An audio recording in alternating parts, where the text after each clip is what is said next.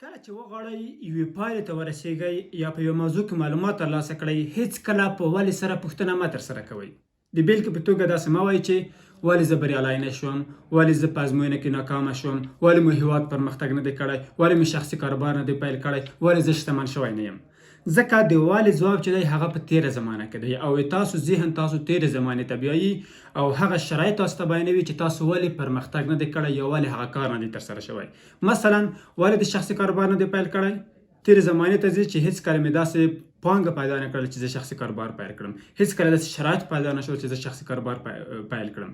ولې شتمن شوی نه یم؟ پلار مې فقیر و، ټولنه فقیره وه، ما ونه شوی کولی چې ځان شتمن کړم. ولې په ازموینه کې پاتې شوی؟ ځکه چې درس مې نه و ویلی. ولې په دغه برخه کې ناکام یې؟ ځکه چې مهارتونه مې نه ول لوړ کړي. کله چې موږ په ولې سره پوښتنه وکړو، موږ مطلوبې پایلې ته په دغه خاطر نه رسېږو چې زموږ ذهن هغه موجوده دلایل موږ ته بیانوي.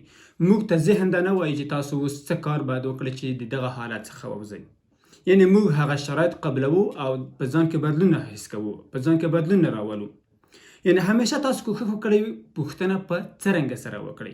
څرنګه کولی شم چې شتمن شم، څرنګه باید بریالی شم. د بېلګې په توګه تاسو یو کارکوونکی دی، تاسو سره په بزنس کې راپور په خپل وخت نه وړاندې کوي. تاسو مه ورته وایئ چې ولې دا راپور په خپل وخت نه وړاندې کوي یا ناوخته راځي، ولې ناوخته راځي. ورته ووایئ چې څرنګه کولی شئ تاسو دا راپور په وخت وړاندې کړئ، څرنګه کولی شئ چې تاسو همیشه په خپل وخت باندې حاضر شئ، څرنګه کولی شئ چې یو ځای مثلا خراب شوی چې دغه ځای اوس سم جوړ یې کړو، یو مشکل پیدا شوی څرنګه دغه ستونزې ته اوس حل لاره پیدا کړو. یعنې په څرنګه باید پوښتنه وکړو چې موږ حل لارې ته ورسېږو. څرنګه کولی شم چې شتمن شم؟ اوس ته هغه لارې پیدا کړه چې زه باید خپل مهارتونه لوړ کړم، زه باید خپله پوهه لوړه کړم، زه باید په یوه مفکوره باندې کار شروع کړم. څرنګه کولی شم چې بریالی شم؟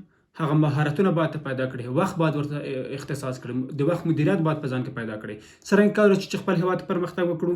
دلته تفکر ته زمینه برابرېږي. دلته موږ غواړو چې اوس دغه موضوع ته حل لاره پیدا کړو. یعنې کوښښ وکړئ چې د ولې په ځای تاسو په څرنګه پوښتنه وکړئ.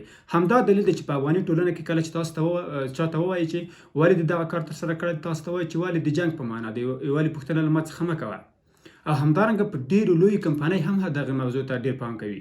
کله چې تاسو وګورئ د اپل محصولات کله چې اعلانېږي، هغه څوک چې هغه سیمینار وړاندې کوي په والي سره هېڅکله پوښتنه نه ترسره کوي، همیشه په څرنګه سره پوښتنه کوي. یعنې کله چې یو آیفون نندارې ته وړاندې کېږي، کله چې یو نوی محصول د اپل کمپنۍ یا د نورو کمپنیو وړاندې کېږي، هغوی په څرنګه سره پوښتنه کوي، ځکه دوی په څرنګه سره هغه موضوع ته حل لاره پیدا کوي او ستونزه حلوي.